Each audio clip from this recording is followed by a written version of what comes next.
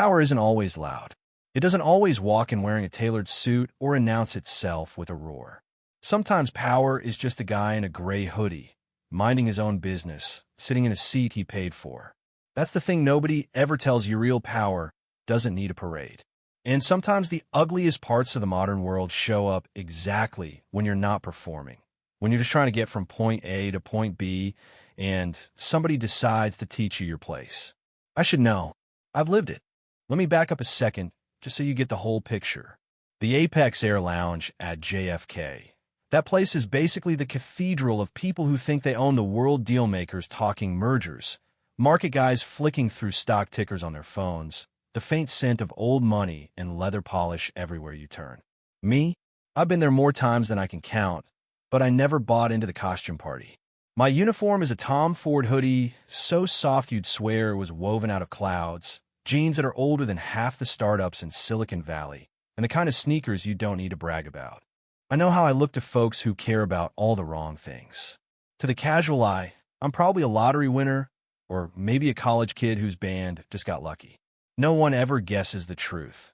I'm the founder and CEO of Aura Innovations, the company half the tech world is fighting to take down and the other half is desperate to copy. My whole team's future was hanging on the Zurich meeting I was flying out to close. Either I'd walk away with a deal that would make us untouchable, or I'd come back to a company in pieces. No pressure, right? So there I am, sitting away from the panoramic windows, thinking about my parents, me mom, a Bronx librarian who taught me real power lived in your mind, and my dad, a mechanic who said you could fix anything if you just paid enough attention. Those lessons made me who I am. Somebody who'd rather be underestimated, who learned a long time ago that the sharpest tools don't need to shine. That's why I keep my watch, a quiet PC Philip Calitron on my sleeve. Just for me. Now, I'm not going to lie, I've been fighting battles for months. Omnicorp breathing down our neck, poaching talent, squeezing us wherever they could. That deal with the Swiss von Steiner, Aguas, my last chess piece. We win, and we're golden. We lose, and it's over. So when they call boarding for first class on Apex Air 714 to Zurich, I zip up my laptop, walk up to the gate, and barely get a look from the agent as he scans my ticket for seat 2A. It's like I'm invisible, and honestly, most days, that's exactly how I want it.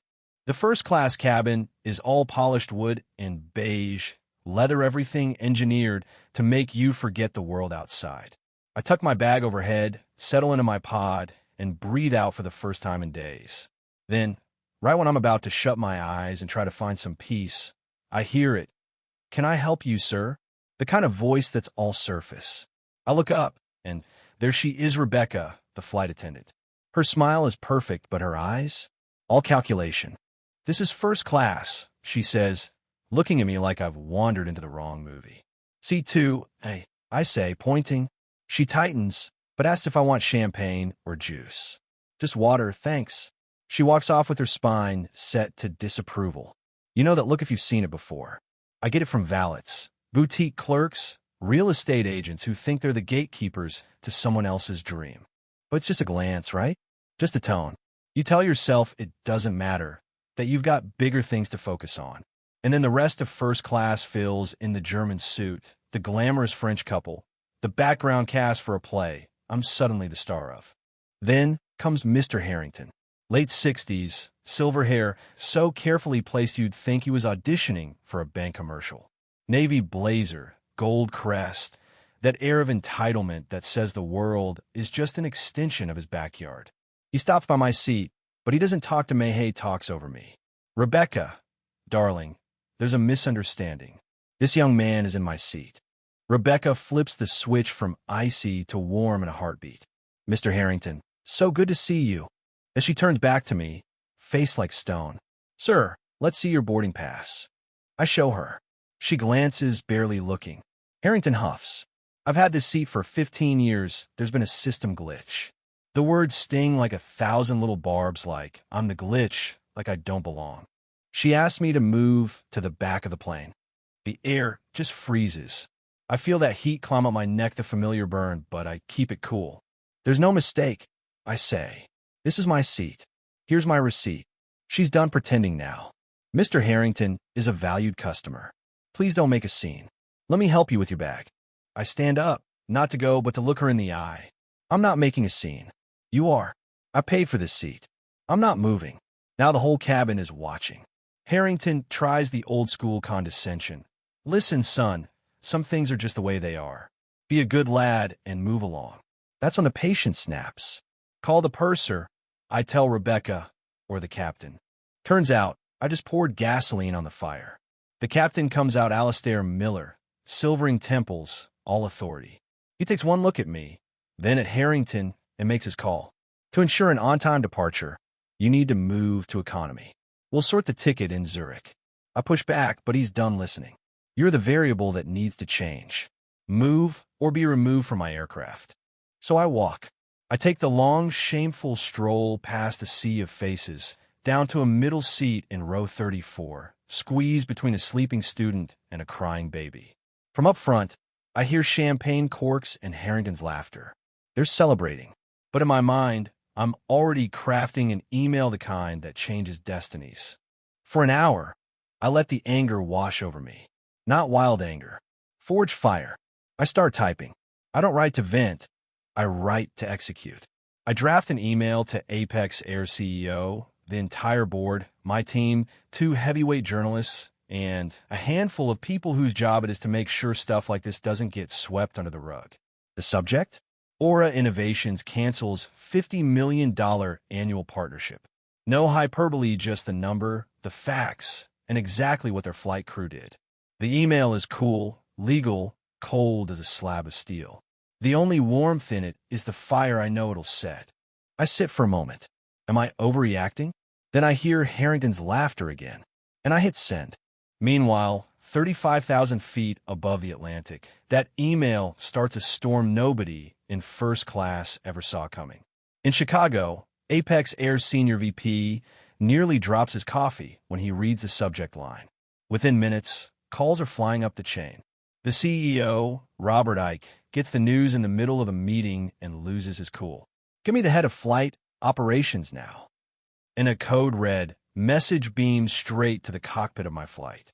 The captain gets the message. Confirm CEO of Aura Innovations on board. Report immediately. He realizes the ticketing problem he dismissed is now a career killer. He calls for Rebecca. Suddenly, she looks like she's seen a ghost. George, the purser, tracks her down. She tries to play it cool, but it's too late. Rebecca comes down the aisle, pale, shaky. She stops at my row, voice trembling, calls me Mr. Sterling like it's the first time she's really seeing me.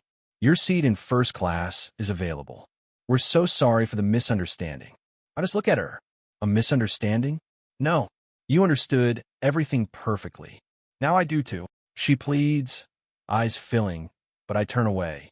The time to make it right past hours ago. Now the energy on the plane has shifted. Power doesn't come with a uniform. Suddenly, I'm the most powerful person on that aircraft, and the captain's locked in his own cockpit, watching his career fall apart. George, the purser, tries to offer me champagne, a meal, anything. I just want water and maybe a little justice. Chloe, the junior attendant, give me a look like I get it. Up front, Harrington is blissfully unaware, snoring in my old seat, the seat that just cost Apex Air $50 million. When we land in Zurich, the usual fanfare is gone. Rebecca is nowhere to be seen, reportedly sick. The purser's voice is grave. Captain Miller and Rebecca Schmidt, please remain on the flight deck until met by ground representatives. Everybody starts whispering this isn't normal. And then comes the next act. A tall, stressed-out man in a tailored suit steps onto the plane. Robert Finch, Apex Air's European VP. He walks right past first class, right past Mr. Harrington, all the way to row 34. Every eye is on us. Mr. Sterling, he says, on behalf of Apex Air, I offer our most profound apologies. What you endured is inexcusable. I tell him, your apology is noted. The financial and reputational consequences, as outlined, remain. He offers cars, suites, whatever I need. But there's nothing he can give that'll fix what happened. On the way out, Harrington tries to act indignant. Finch shuts him down cold. Your platinum elite status is under review. The look on Harrington's face, you can't buy that kind of humiliation. At the door, I see Miller and Rebecca Broken, uniforms hanging off them. They look like people who know the hammer is about to drop. I leave, no triumph, no joy, just a heavy sense that this, all of it, was inevitable. The hotel is opulent, presidential suite, Dom Perignon, handwritten apologies. It all feels like someone trying to polish a memory that can't be buffed out. I shower, burning hot, try to wash off the residue of judgment, the weight of 1,000 little slights. When I put on my real Armour bespoke suit, my mom's cufflinks, I remember who I am, not the role someone else tried to write for me. The next morning, there's a meeting. Finch is there, pale. Ike is on the big screen, looking like he hasn't slept. They try to apologize, to explain. I cut them off. You'll fire the crew, sure. But this isn't about two bad apples. This is about poisoned soil. I don't want hush money. I want real change. These are my terms. You flag the crew, so they can't just move to another airline. You bring in an outside firm to audit your culture one I approve. You make the findings public. You issue a specific, public apology, naming the flight, naming what happened. And you make a $5 million donation, not as charity, but as penance to the next generation of black leaders. Silence. Then Ike says, you have my word. We'll do it. And just like that, the power shifts. I go to my meeting with the Swiss. I'm focused, clear, stronger than I've felt in years. I nail the presentation. Aura Innovations is safe. On the flight home this time, in a real first-class suite on a rival airline, I see the headlines. Apex Air CEO issues stunning public apology for racial profiling incident. The firings, the audit, the donation, all public. My name's nowhere, just as I asked. Looking out at the clouds, I realized it was never about a seat. It was about the value of a person, about making the world see what happens when you try to tell someone they don't belong. In the end, I didn't just win for myself. I forced a corporation to look in the mirror and choose what kind of company it wanted to be. So let me ask you, did I go too far? Or was this exactly what needed to happen? If you've ever felt the sting of prejudice or seen power used the wrong way, what would you have done in my place? Drop your thoughts in the comments. Let's talk about what real justice looks like. If this story hit home, share it, give it a like, and stick around for more stories where standing up doesn't just change one life fight, changes the rules for everyone.